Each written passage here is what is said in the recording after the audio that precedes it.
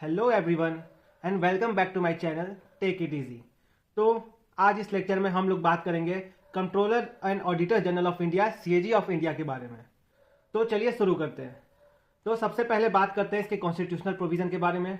तो it is a constitutional body establish under article 148। ये article 148 में सीएजी ऑफ इंडिया का स्टैब्लिशमेंट हुआ था। और नेक्स्ट बात करते हैं safeguards the financial accountability of the executive to the legislature।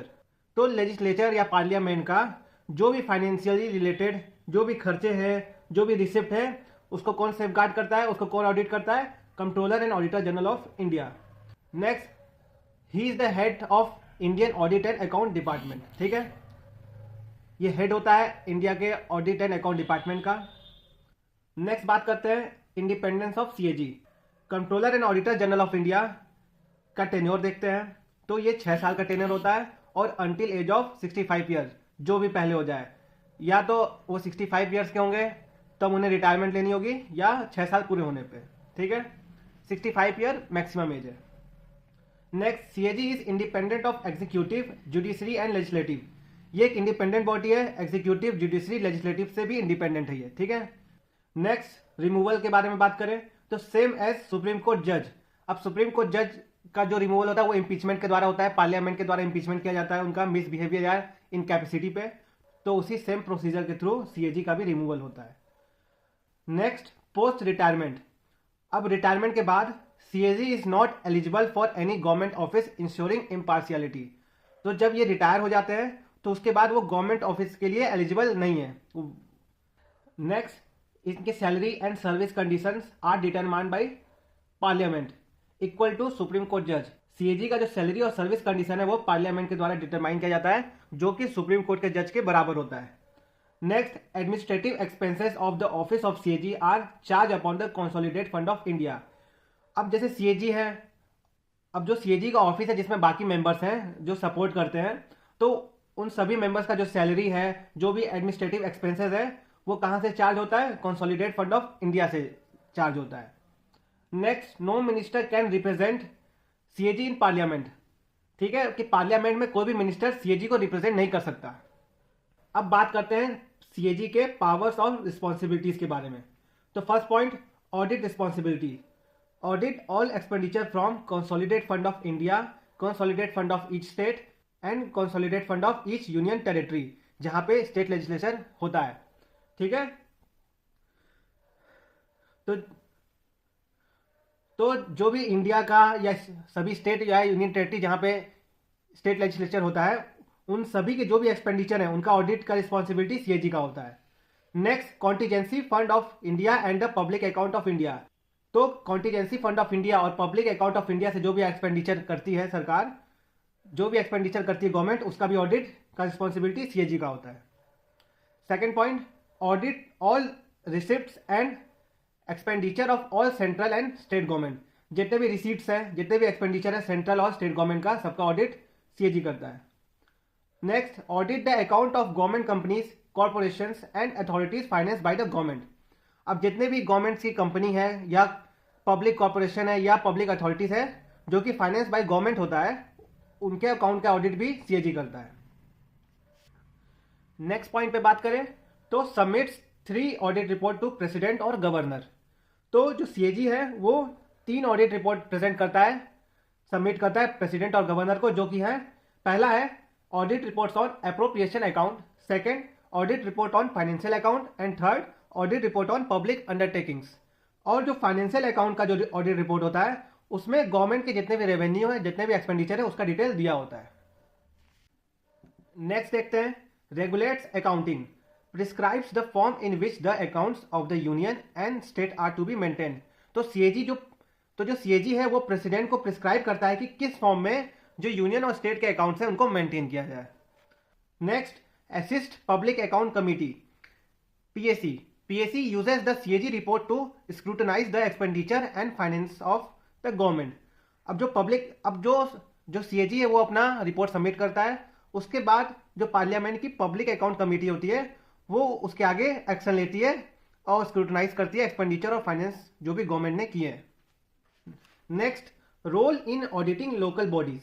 Audits account of the local bodies like Panchayati Raj institution and urban local bodies specially for funds provided by central and state. अब जो भी funds दिए जाते हैं centre और state के द्वारा पंचायती राज को या म्यूनसिपैलिटीज या अर्बन लोकल बॉडीज कह लें, तो जो भी उन्हें फंड्स दी जाती हैं उनके अकाउंट्स का ऑडिट कौन करता है? वो भी सीएजी करता है।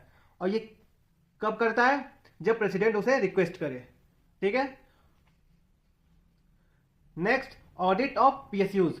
तो CAG audits government on companies like ONGC, SAIL etcetera, ensuring financial discipline in PSUs. तो जो भी पब्लिक सेक्टर अंडरटेकिंग्स होती हैं, जो भी पब्लिक सेक्टर इंटरप्राइजेस होती हैं, जितने भी पीएसयूज होते हैं वो सब गवर्नमेंट ऑन करती है। ठीक है। तो उनके अकाउंट्स का जो ऑडिट वो भी सीएजी करता है, ताकि जो पीएसयूज में फाइनेंशियल डिसिप्लिन बना रहे। Next, he complies and maintains the account of state government. He was relieved of his responsibilities with regard the compilation and maintenance of account of central government। तो जो CAG है वो compiles और maintain जो करता है अकाउंट, वो सिर्फ स्टेट गवर्नमेंट का करता है, सेंट्रल गवर्नमेंट को नहीं करता है। ये याद रखिएगा ये पॉइंट। अब पावर और रिस्पॉन्सिबिलिटीज की तो बात हो गई। अब नेक्स्ट बात करते हैं इसके लिमिटेशन पे, कि सीएजी पे क्या क्या लिमिटेशन आते हैं। तो पहला है no enforcement power. CAG only submits report, it can not enforce its findings. ठीक है। तो सीएजी ने रिपोर्ट सबमिट कर दी प्रेसिडेंट को या गवर्नमेंट को, बस इसके बाद जो भी इन्फोर्समेंट का काम है वो कौन करता है? पब्लिक अकाउंट कमेटी करता है, पीएसी करता है। Next, dependence on PAC. Public account committee is responsible for acting on CAG findings which में लीड टू डिले। तो जैसा मैंने बताया कि सीएजी का जो काम है वो रिपोर्ट सबमिट करना है, उसके बाद जो भी सीएजी ने फाइंडिंग्स की हैं उस पर कौन एक्ट करता है? पब्लिक अकाउंट कमेटी करता है, और इसके कारण डिले होता है। Next, limited scope in private sector audits. CAG can audit only government funded entities. तो जितने भी कंपनीज हैं, जितने भी कॉर्पोरेट्स हैं जो गवर्नमेंट फंडेड होंगी, उन्हीं का सीएजी ऑडिट कर सकता है, पब्लिक सेक्टर का नहीं कर सकता। नेक्स्ट देखें तो secret service expenditure. CAG can not call for particulars of expenditure incurred by the executive agencies. इसका मतलब यह है कि जो भी एक्सपेंडिचर सीक्रेट सर्विस करेगी उसको सीएजी पूछ नहीं सकता कि आपने इसको कहां खर्च किया, कैसे खर्च किया। ठीक है। Next point, CAG has no control over the issue of money from the consolidated fund and many department are authorised to draw money by issuing cheques without specific authority from the CAG. ठीक है। तो CAG के पास ये power नहीं होती है कि वो मनी कितना निकाला जा रहा है उस पर रोक लगा सके। ठीक है। बाकी जो डिपार्टमेंट्स है वो चेक इशू करके मनी विड्रॉ कर सकती है उसमें से, बिना सीएजी के स्पेसिफिक अथॉरिटी के। तो ये थी लिमिटेशन। नेक्स्ट बात करते हैं रिफॉर्म्स एंड रिकमेंडेशंस। तो देखते हैं कौन कौन सी कमीशन क्या क्या रिकमेंड किए हुए हैं। तो जो सेकंड एआरसी रिपोर्ट है उसमें इन्होंने रिकमेंड किया कि expand CAG scope to cover public private partnerships. तो जितने भी पब्लिक प्राइवेट पार्टनरशिप्स हुए हैं तो उसको भी कवर करने का या उसका भी ऑडिट करने का स्कोप एक्सपेंड करने के लिए सेकंड एआरसी रिपोर्ट रिकमेंड करती है। Next, NCRWC. तो एनसीआरडब्ल्यूसी क्या है? National commission to review the working of the constitution. तो ये क्या रिकमेंड करती है? Broaden CAG's role to include environmental and social audits. तो ये कमीशन ये रिकमेंड करती है कि जो सीएजी है उसका रोल ब्रॉडेन किया जाए, उसका रोल बड़ा किया जाए और उनके ऑडिट में एक इन्वायरमेंटल एंड सोशल ऑडिट को भी इंक्लूड किया जाए। अब जैसे और भी रिफॉर्म नीडेड है सीएजी के लिए, जैसे कि जो भी ये ऑडिट करती है, जो भी ऑडिटिंग प्रोसेस होता है उसको डिजिटलाइज कर दिया जाए, ये हो सकता है। तो ये था सीएजी के बारे में पूरा डिटेल, और उन्होंने सीएजी पूरा कंप्लीट कर लिया है। और इसी के साथ साथ ये लेक्चर यहाँ खत्म होता है। ठीक है। होपफुली आपको ये लेक्चर पसंद आया होगा। अगर पसंद आया तो इस वीडियो को लाइक करें, मेरे चैनल को सब्सक्राइब करें, और इस नोट्स का पीडीएफ चाहिए तो नीचे डिस्क्रिप्शन में टेलीग्राम लिंक दिया हुआ है, उससे ओपन करके आप ये पीडीएफ डाउनलोड कर सकते हैं। Thank you so much.